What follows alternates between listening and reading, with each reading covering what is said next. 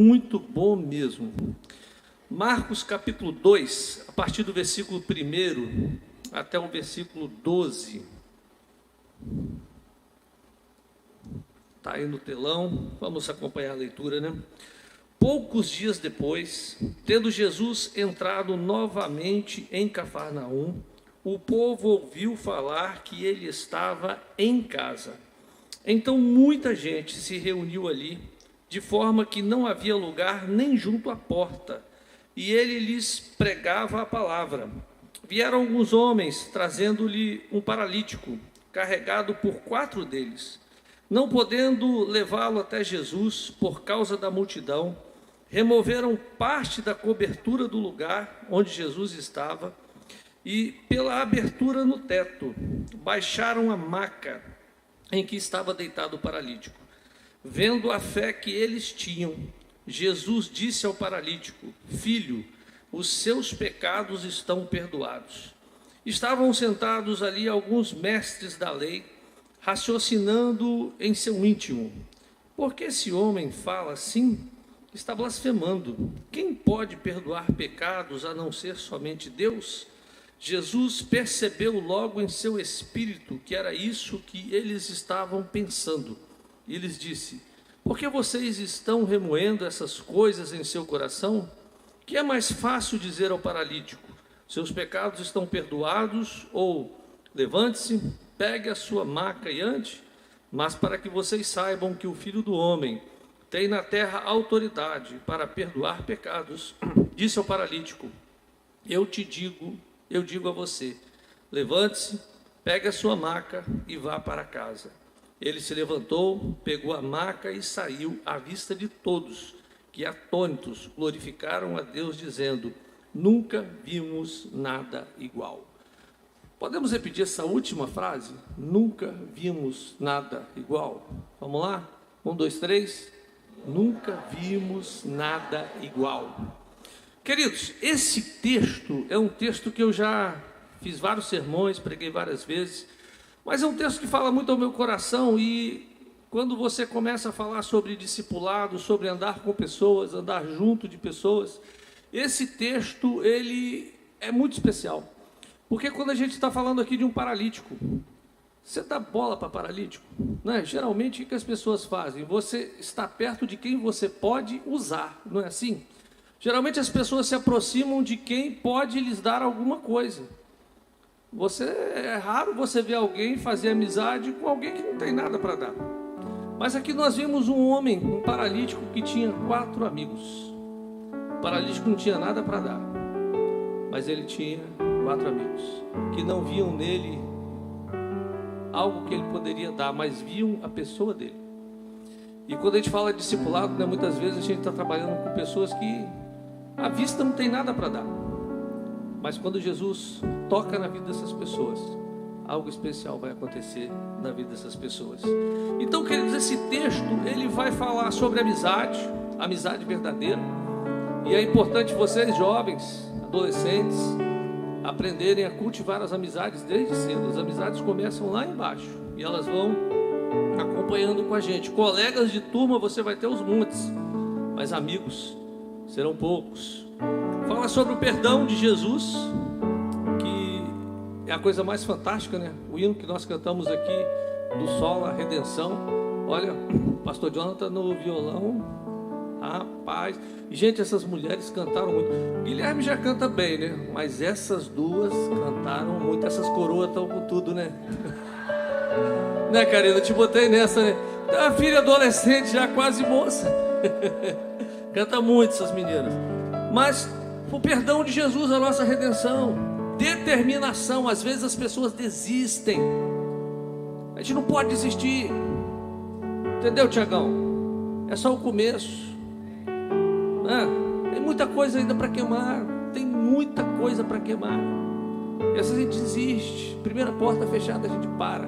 E às vezes Deus está com o teto abrindo para nós, e a gente só está olhando para a porta, mas Deus está rasgando a laje. Perseverança e muitas outras coisas. Queridos, essa cama, ela simboliza uma espécie de maca, e precisava de 4 pessoas para carregar.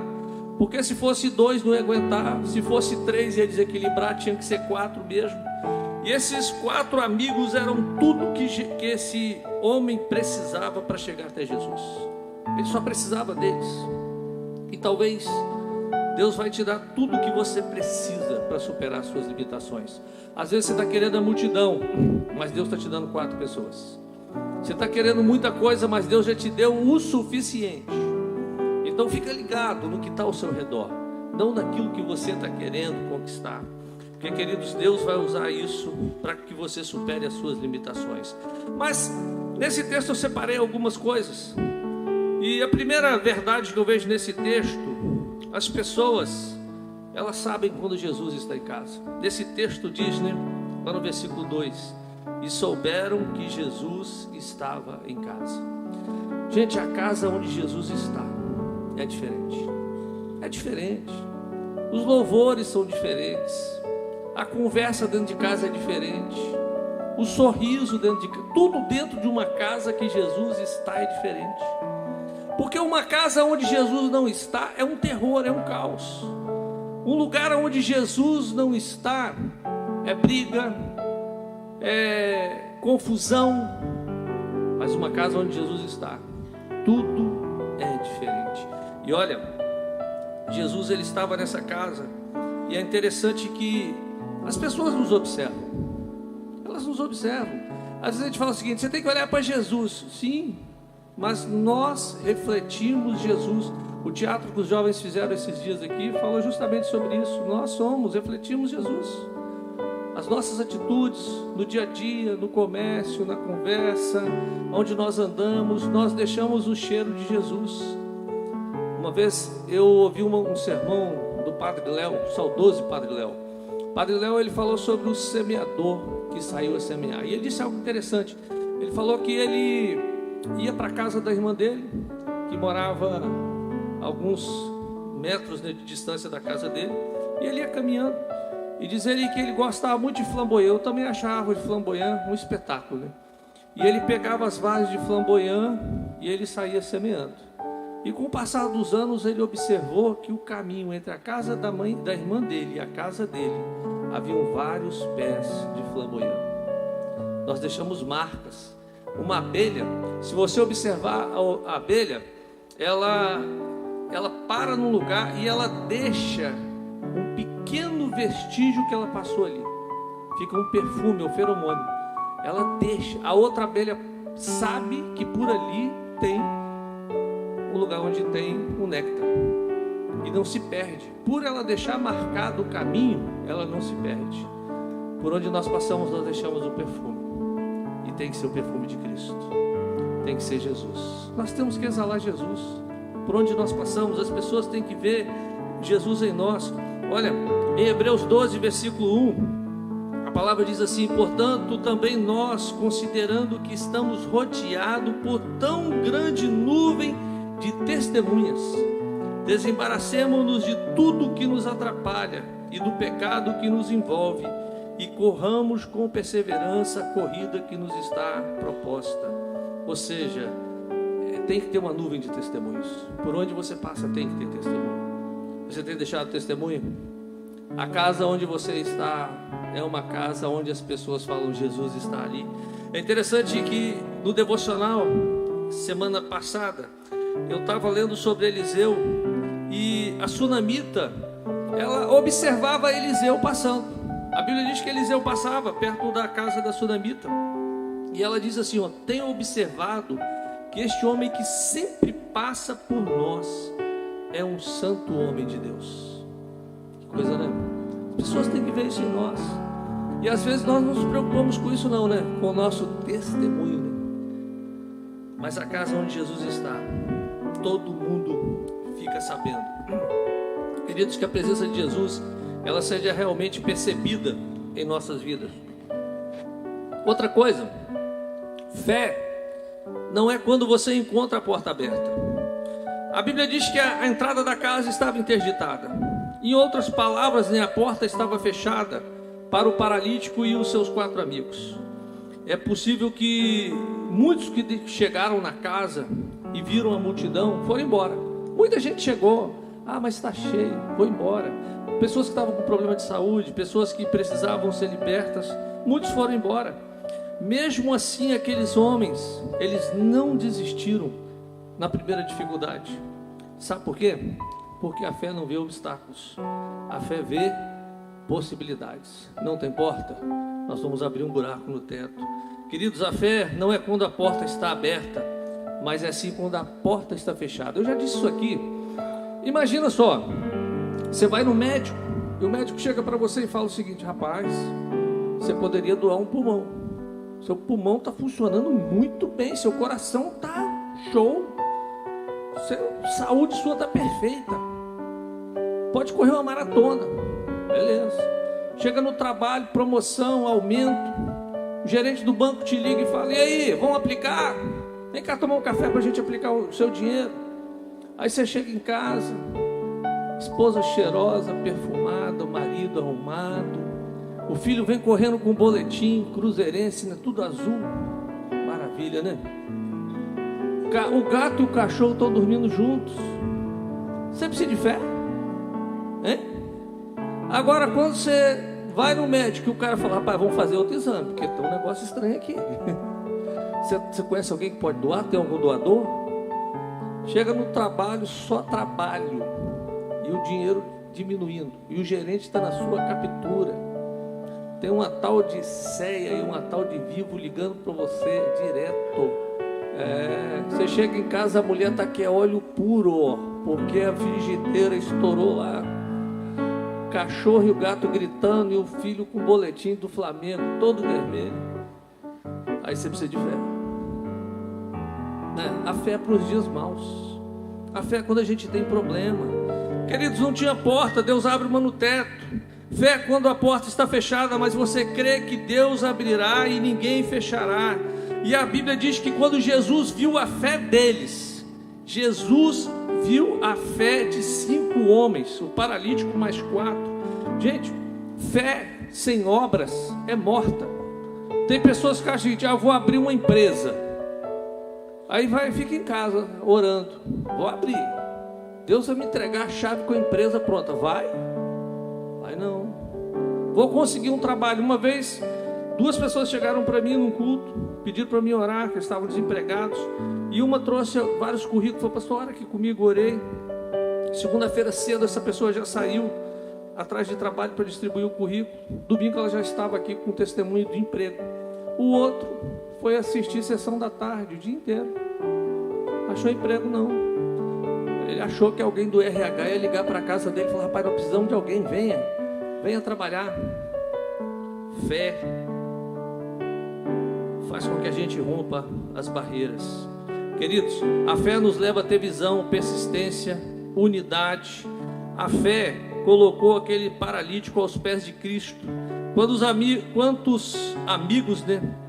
nós temos que precisam ser levados a Jesus? Quantas pessoas, às vezes a gente fala o seguinte: mas fulano é impossível, pastor, de conhecer Jesus. Eu conheço muitos impossíveis que estão aqui hoje sentados na igreja.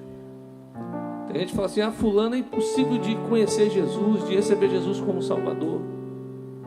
Queridos, tem muitos paralíticos precisando ser levados até Jesus. Mês que vem nós vamos ter o Reviva. Semana passada nós tivemos retiro de mulheres, foi uma bênção. É nesses eventos que nós levamos as pessoas até Jesus. E tem muitas pessoas precisando ser levadas para Jesus, para que a casa seja transformada, para que haja paz em casa. Olha, faça as pessoas olharem para cima. Imagina, Jesus atendendo a multidão, cheio de gente na porta, nas janelas. Você tem que ser alguém que olha para cima. No meio da crise, olha para cima. Aqueles 4 homens, eles olharam, não viam uma janela, não viam uma porta, mas eles olharam e viram um teto. E gente, abrir um teto não é coisa fácil, porque aqueles tetos eram preparados com madeira e pedra e alguns outros produtos que eles colocavam em cima para que retesse a chuva e a neve. E aqueles homens, eles olharam e não viram um obstáculo. Eles falaram: Jesus está aqui e nós temos que abrir um buraco. Isso é fé, é fazer as pessoas olharem para cima. O exemplo daqueles jovens daqueles homens motivaram Jesus a fazer o milagre. Em Filipenses 3, o apóstolo Paulo diz assim, versículo 13 e 14: irmãos, não penso que eu mesmo já o tenha alcançado, mas uma coisa faço, esquecendo-me das coisas que ficaram para trás e avançando para as que estão adiante, prossigo para o alvo, a fim de ganhar o prêmio do chamado celestial de Deus em Cristo Jesus. Fé e perseverança. Nós temos que perseverar, gente. Primeiro não. Olha, se eu fosse parar no primeiro não tinha casado com a Vanusa. E não foi um não só não, foram alguns nãos. Mas eu era persistente. Falei assim, não tem porta não, mas vou entrar pelo teto. Queridos, não podemos parar no primeiro não. Na verdade, porque muitos projetos, muitas empresas, muitos sonhos pararam no primeiro não. E a gente vê homens que foram grandes homens de Deus. Roosevelt, que foi um homem que influenciou os Estados Unidos. George Washington, que perdeu. Abraham Lincoln perdeu 4 eleições, mas não desistiu. Quando você tem um sonho, você não vê obstáculos. Se você tem um sonho, Deus colocou um sonho no seu coração, persevera. Vou abrir uma empresa, persevera. Lá na Coreia, eu gosto muito de falar da Coreia porque é um país que eu convivi, estudei com alguns coreanos, e o coreano falou comigo uma coisa interessante. Ele falou, olha, a nossa igreja, ela foi construída em cima de um lixão. Havia um lixão muito grande e as pessoas que eram os catadores de lixo desse lixão, hoje são empresários. São mais de 2.000 empresários na igreja. Aqueles homens viraram empresários. Não desistiram pela montanha de lixo, mas eles perseveraram. E hoje a Coreia é um exemplo, né? Você vai ver uma TV Samsung 4K, 8K, 75 polegadas, né, Rafael? Não tem nem como botar na parede, né? Carro. Um país menor do que o Brasil, sem recursos minerais, se tornou uma potência econômica, porque algumas pessoas acreditaram. E às vezes a gente vê pessoas que têm terra a perder de vista, né? Aí olha assim e fala, é muita terra, não dá para trabalhar. Aí você vê quem tem pouco e fala, nossa, eu vou fazer isso, aquilo outro. Perseverança. Esses 4 amigos, eles nos dão uma lição. A Bíblia diz em Provérbios 18, 24, né, que há amigos mais chegados que irmãos. Talvez aquele paralítico não podia contar com seus parentes, mas eles tinham amigos que eles podiam contar. E a primeira coisa, como eu falei, né, é a questão de utilidade. Ou seja, aquele paralítico para a sociedade não tinha utilidade. Para que serve um paralítico para a sociedade? A gente sabe que os paralíticos, eles exercem excelentes funções, trabalham em tudo hoje, mas na época de Jesus, que era uma época agrícola, eles eram limitados, geralmente ficavam pedindo esmola, mas aqueles homens, eles viram utilidade. Eles não olharam o que ele podia dar, mas o que eles podiam dar. Gente, quando nós temos amigos, eles não olham o que a gente tem na geladeira para fazer churrasco, eles levam a carne para fazer o churrasco. Você tem amigo assim, que chega com a carne? Porque aquele que chega esperando o cheiro da carne, esse não é amigo.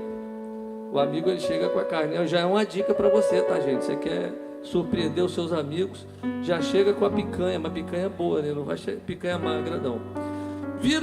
Esses amigos, eles viram mais a solução do que o problema. Não permita que o desespero te faça pensar que Deus não tem uma saída para você. Deus tinha uma saída, e a saída de Deus era justamente um lugar menos provável. O milagre de Deus vai passar pelo menos provável. Amém? Você crê nisso? É aonde você não espera. Segura essa palavra para você. Aonde você não espera que Deus vai abrir uma porta. não é onde você conta. Às vezes ele está contando, né, com aquele cara, aquele camarada, aquele não é, é onde você menos espera. Não permita, queridos, que o desespero te faça pensar que Deus te abandonou. Os verdadeiros amigos, eles sempre corrigem os nossos defeitos. E é interessante que nós, como pastores, nós temos dificuldade. Porque todo pastor sabe disso. Então, quando você começa a apertar, aí sai pela direita, sai pela esquerda. Mas quem é amigo fala a verdade, né? Quem é amigo fala. E esses amigos, eles viram o seguinte: cara, o cara, ele tem uma paralisia, ele não anda. Nós temos que ajudar ele a consertar isso. Mas nós não podemos fazer, mas nós temos quem pode, que é Jesus. Não é? Às vezes você não pode, mas você sabe quem pode. E você consegue, você dá um jeito, você não bajula, você fala a verdade. Porque Provérbios 27, 5 diz assim: é melhor a repreensão aberta do que o amor encoberto. Provérbios 27, 17 diz assim: como o ferro afia o ferro, o homem afia o seu companheiro. Queridos, quando nós começamos a trabalhar há 1 ano e meio com o discipulado, começamos com um grupo dos pastores. E porque a visão pensa grande, nós estamos pensando grande, mas começa pequeno. Você não começa um grupo discipulado com 100 pessoas, você começa com 5. E daí você é profundo, porque o profundo é você tratar o caráter das pessoas e o seu caráter. Porque conhecimento bíblico, gente, o Google tem. Até alguns anos atrás, há uns 20 anos atrás, as pessoas ligavam: pastor, aquele texto tal, está onde na Bíblia? Ouvia muito isso. Hoje ninguém liga. Vai para o Google, já sabe. Está a resposta pronta. Então o objetivo não é conhecimento, o objetivo é tratar o caráter, para que nós sejamos cada vez melhores, semelhantes a Jesus. Olha, nós podemos contar nos dedos quem são os verdadeiros amigos. A Bíblia, ela é bem clara quando diz que eram 4 amigos. Quer dizer que no meio de uma grande multidão, apenas 4 estavam com ele. Queridos, quando aquele paralítico foi levado e chegou na porta com os 4 amigos, com certeza os amigos pediram: deixa passar, deixa levar até Jesus. Mas a multidão não deixou. Porque se a multidão tivesse deixado, não tinha sido aberto um buraco no teto.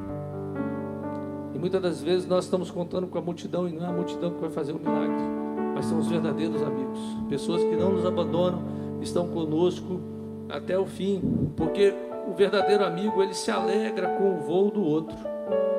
O amigo verdadeiro, ele se alegra quando a pessoa passou no vestibular para um curso difícil, terminou a faculdade, conseguiu um bom emprego, está com um bom salário. O verdadeiro amigo vibra junto. Agora aquele falso amigo, ele fala: é mais fácil você ter pessoas para chorar no velório do que para festejar na sua vitória. Os verdadeiros amigos são aqueles que estão conosco todo o tempo. Provérbios 17, 17 diz: em todo o tempo amo um amigo, e na angústia nasce um irmão. Interessante que ninguém tirou o propósito do coração daqueles jovens, daqueles homens. Estou falando dos jovens porque eu creio que eles eram jovens. Olha, aquele homem, ele chegou carregado, mas ele vai sair carregando. E pela fé deles, o milagre já estava sendo visto. Eles observavam, eles criam: vai acontecer alguma coisa. Eles não olharam a circunstância, porque eles poderiam pensar o seguinte: a gente tentou, né? Chegamos até aqui, né? Mas a porta tá cheia. Mas nós tentamos. E tem gente que para na porta fechada, né? Primeira porta fechada, a pessoa para. Primeiro não, ela para. Primeira decepção, ela para. Já vi pessoas que desistiram de casar porque viram pessoas que não deu certo. Já vi pessoas que desistiram de fazer uma faculdade porque outros não conseguiram. Fulano fez e não está desempregado. Agora já vi pessoas que, não importa a circunstância, elas perseveraram e alcançaram, conseguiram. Porque a vitória é para quem persevera, é para quem não desiste do seu sonho. Porque, queridos, o sonho daquele homem com certeza era andar, e o sonho daqueles amigos era fazer com que ele andasse. Isaías 26:3 diz: Tu, Senhor, guardarás em perfeita paz aquele cujo propósito está firme, porque em ti confia. Aqueles homens, eles tinham mãos estendidas e não dedos apontados. Olha, muitas das vezes as pessoas, elas preferem julgar, né? Porque na época de Jesus, alguém que estava doente, tipo um leproso, um paralítico, um cego, as pessoas atribuíam essa doença a pecado. Pecado dos pais, pecado de gerações anteriores. Então muitas pessoas passavam por aquele paralítico e diziam o seguinte: está assim, apontando o dedo, está assim porque pecou. Alguém pecou. É mais fácil julgar, né, do que segurar a maca. Queridos, nós precisamos de pessoas que não apontem o dedo, mas que ajude-nos a sermos carregados até Jesus, até o milagre. E nós temos que estender as mãos para ajudar as pessoas.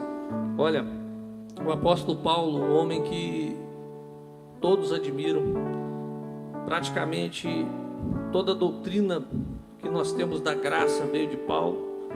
Lá em 2 Timóteo 4,16 ele diz assim: na minha primeira defesa ninguém me assistiu, antes todos me desampararam. Um dos maiores pregadores de todos os tempos, no dia que ele estava sendo julgado diante do imperador, ninguém foi para defender ele, todos correram. É mais fácil apontar o dedo do que segurar.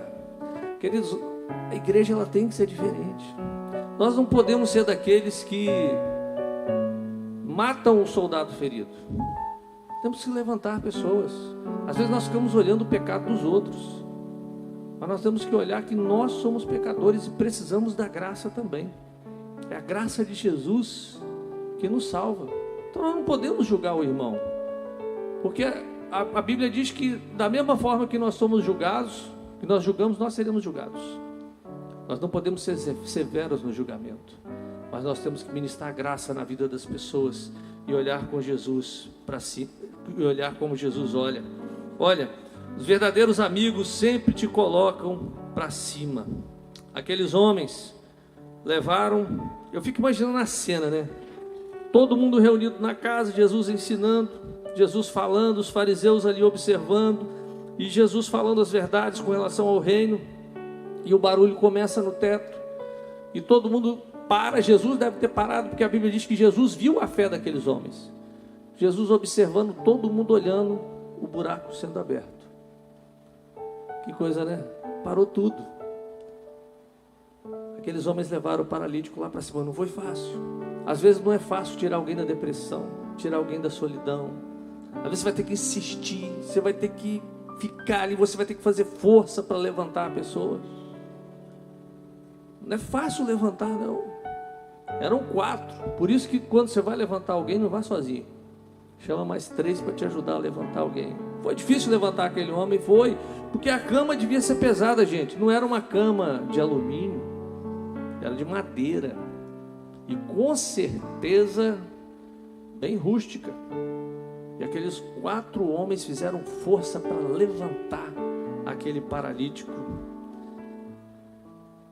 Aí Jesus olha para aquele homem e Jesus fala o seguinte: seus pecados estão perdoados. Que amigo é esse, né? Eu fico olhando para Jesus, gente. Jesus, ele perdoa aquele homem, um homem que, como nós pecadores, Jesus ainda não tinha morrido na cruz, e Jesus perdoa aquele homem, o perdão que veio direto do Pai. Quantas vezes nós olhamos para as pessoas e nós não temos coragem de perdoar a pessoa? A gente olha para a pessoa e fala o seguinte: você não pediu perdão, vou te perdoar não, é imperdoável o que você fez. Jesus estava ali diante de um homem, um paralítico, que muitos estavam julgando o seguinte: ele está assim porque alguém pecou. Primeira coisa que Jesus olha para ele e fala: os teus pecados estão perdoados. E nós às vezes não temos coragem de perdoar as pessoas. Nós mantemos o paralítico na cama. Tem pessoas que estão paralisadas porque não receberam o perdão. E às vezes nós somos o paralítico. Nós não perdoamos as pessoas. Nós guardamos o rancor. Nós dormimos com a pessoa que nos ofendeu. Aí nós não vamos conseguir andar. Mas aquele homem, ele recebe de Jesus, o verdadeiro amigo, o perdão. E se Jesus perdoou, quem sou eu e você para guardar ofensa? Porque perdão é restituição. Jesus restitui àquele homem a mobilidade. Porque quando Deus fez o homem para andar. E Jesus olha para aquele homem, Jesus perdoa os pecados. Aí vem o julgamento, né? Está perdoando? Primeiro, quem é você? Quem é você para perdoar? Às vezes nós falamos, quem sou eu para perdoar? Tem casamento travado, família travada, porque tem uma esposa, tem um marido que não perdoa. Ela vai ter que pagar tudo. Ele vai ter que pagar tudo.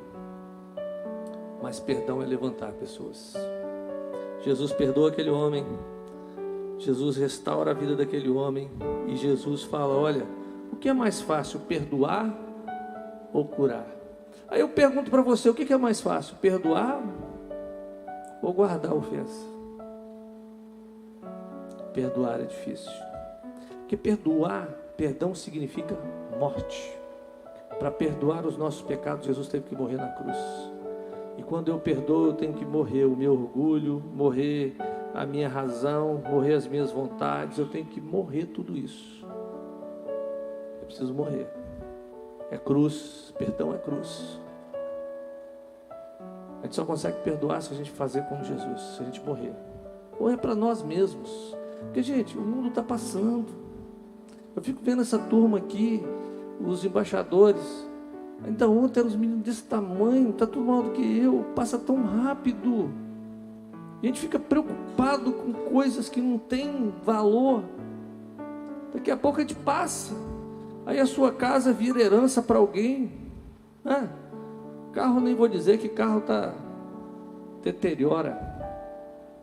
Que a gente fica retendo, segurando, sendo que a gente poderia avançar muito mais. Aquele homem, ele vai receber uma bênção, mas ele recebe duas. Ele foi buscar a cura e encontrou a salvação. Porque a coisa mais importante não é a cura física, porque um dia eu e você nós vamos morrer, mas é a salvação. Daqui a alguns dias nós vamos celebrar a reforma.